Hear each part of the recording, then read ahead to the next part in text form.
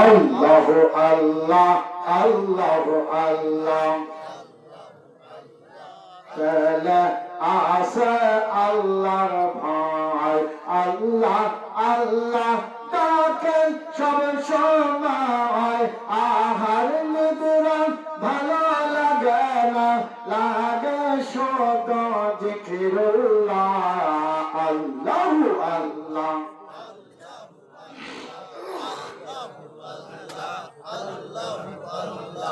আল্লাহু আল্লাহ লা ইলাহা ইল্লাল্লাহ লা ইলাহা লা ইলাহা ইল্লাল্লাহ মুহাম্মাদুর রাসূলুল্লাহ আল্লাহুম্মা সাল্লি আলা সাইয়্যিদিনা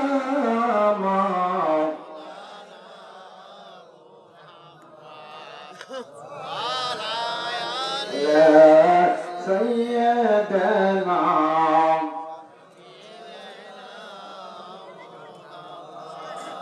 যারা মিরাজ বিশ্বাস করেছে তারা আবু বকরের সাথে জান্নাতি বলেন সুবহানাল্লাহ। একজন নিকেরি রাস্তা দিয়ে যাচ্ছে আর বলছে হ্যাঁ মুহাম্মদ যা বলেছে বানোয়াটি বলেছে মিথ্যাবাদী। আল্লাহ ওলিদের সাথে নবীদের সাথে কেউ যদি বেয়াদবি করে আল্লাহ বলেছে আমি দুই দল লোকের সাথে যুদ্ধ ঘোষণা করি, তার মধ্যে যারা আল্লাহর রাসূল এবং আল্লাহর ওলিদের সাথে বেয়াদবি করে আল্লাহ তাদের সাথে যুদ্ধ ঘোষণা করে বলেন সুবহানাল্লাহ। আল্লাহরে গালি দিলে আল্লাহ বলে ওটা তো আমার বান্দা। ভাই আমার বন্ধুরা আমার এবার আল্লাহ সইতে পারলেন না, নিকেরি বাড়িতে মাছ দিয়ে বিবিরে ডাক দিয়ে বলে বিবিরে এই মাছ কুটে রান্না করো, আমি নদীর থেকে গোসল দিয়েছি।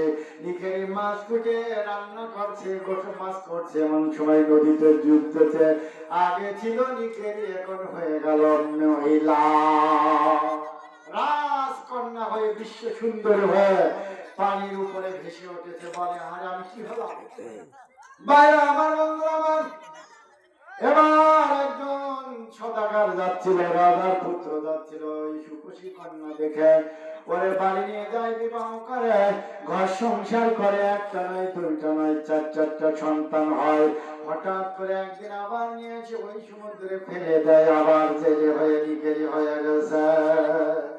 নবীর মিরাজ বিশ্বাস না করার কারণ আল্লাহ আবার ভাবলা আমি কি নিকেরি হয়ে গেলাম।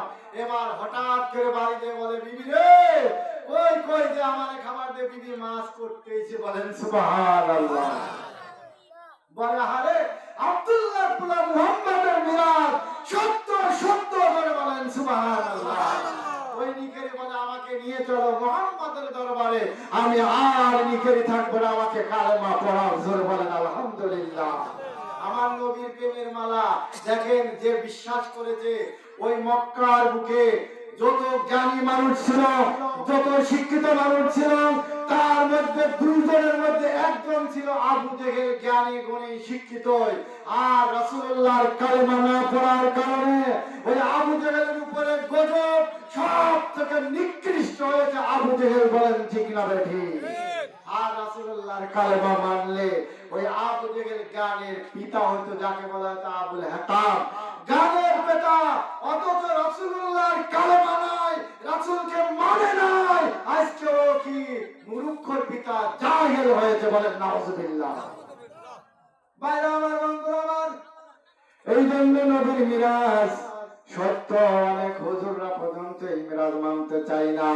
আমার ভাইরা ইসলামের মধ্যে যত বিধান রয়েছে এই মিরাজ আসতেছে, মিরাজের জন্য রোজা রাখতে হবে, নামাজ পড়তে হবে। আমার নবীর প্রেম আর ভালোবাসা এই মিরাজে আমরা দিতে চাই। বলেন রাজি আছেন কিনা? নবীর প্রেম আর ভালোবাসা, নবীর প্রেম আর ভালোবাসা এইবার যদি আমরা দিতে হয় তাহলে বেশি বেশি দরুদ পড়তে হবে। কি পড়তে হবে? দরুদের আমল হলে রাসূলের সাথে দিদার হবে। দরুদ নাই, রাসূল নাই, দরুদ আছে, রাসূল আছে, এই জন্য কিছু মৌলবী আজকে দরুদি পড়া বাইতেছে, জানে বা আমার নামেরা জানে, ইসলাম বিদ্বেষীরা জানে, ইসলামের দুশ্মনেরা জানে যে উম্মতি মুহাম্মদকে উম্মত রাসূল থেকে দূরে রাখতে হলে দরুদের ফয়সালা করতে হবে, দরুদের আমল বন্ধ করে দিতে হবে। যখন তার ভিতরে দরুদ থাকবে না তখন নবী থাকবে না, বলেন ঠিক না বেঠি? এই জন্য আমরা রাসূলের দরুদের আমল করব। আর এই ভালোবাসা যদি আপনারা দিতে পারেন তাহলে আল্লাহ রাব্বুল আলামিন আমাদের অন্তরের মধ্যেও রাসূলকে দিয়ে দেবেন, বলেন সুবহানাল্লাহ। আর ওদের বলেন সুবহানাল্লাহ। ভাইরা আমার, বন্ধুরা আমার, কেউ আপনার আপন হবে না। কিয়ামতের ময়দানে মানুষ নফসি করবেন, সেদিন নবী আমার আপনার জন্য সিজদায় পড়ে ছেলের কথা ভাববেন না, মেয়ের কথা ভাববেন না, বিবির কথা ভাববেন না। আল্লাহর নবী আমার কাঁদবে, রব্বি হাবলি উম্মতি উম্মতি, জোরে বলেন মারহাবা। আল্লাহ ডাক দিয়ে বলবে, হাবিব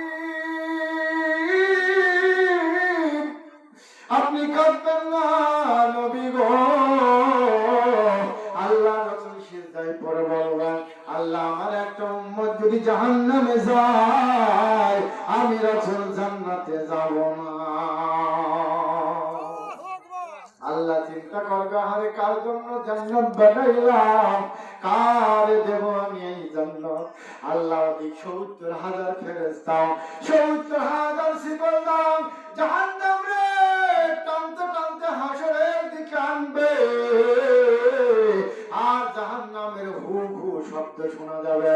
এমন সময় নবী আমার বলবে, আল্লাহ আমার উম্মত যদি ওই জাহান্নামে খেয়ে ফেলে, আল্লাহ আমি জান্নাতে যাব না। আল্লাহ তখন এক মুষ্টি পানি দেবে, হাবিবকে বলবে, হাবিব আপনার ভয় নেই, পেরেশানি নাই, আপনার এই দোস্ত বলে ডাক দিয়েছি, হাবিব এই পানিটুকু জাহান্নামের দিকে ছেড়ে দাও। নবী আমার পানির মুষ্টি লইয়া জাহান্নামের দিকে ছেড়ে দেবে। জাহান্নাম দৌড়াইতে দৌড়াইতে অনেক দূরে চলে যাবে। নবী আমার ডাক দিয়ে মাথা উঠে আবার, আল্লাহ এই পানির খবর আমি জানতে চাই। এই পানি এত বড় পাওয়ার কেমনে পানি, এত ক্ষমতা, এটা কিসের পানি? এটা কি আবহাওয়াতের পানি না হাউজে কাউসারের পানি নাকি জমজম কূপের পানি? আল্লাহ গো আমি জানতে চাই। আল্লাহ ডাক দিয়ে বলবেন, হাবিব আপনি শোনেন, আপনি হলেন আখেরি জামানার পয়গম্বর, আপনার পরে আর কোনো নবী ছিল না। আপনার উম্মতেরা পথভ্রষ্ট হয়েছিল, আপনার উম্মতের মধ্যে গুনার সরাসরি ছিল, কিন্তু এমন কিছু উম্মত ছিল গো তারা রাতের গভীরে আল্লাহর দরবারে হাত তুলে তুলে তাহাজ্জুদ করিয়া কোরআনের মাহফিলে বসিয়া ওই নবী আপনার দরুদ পড়িতে পড়িতে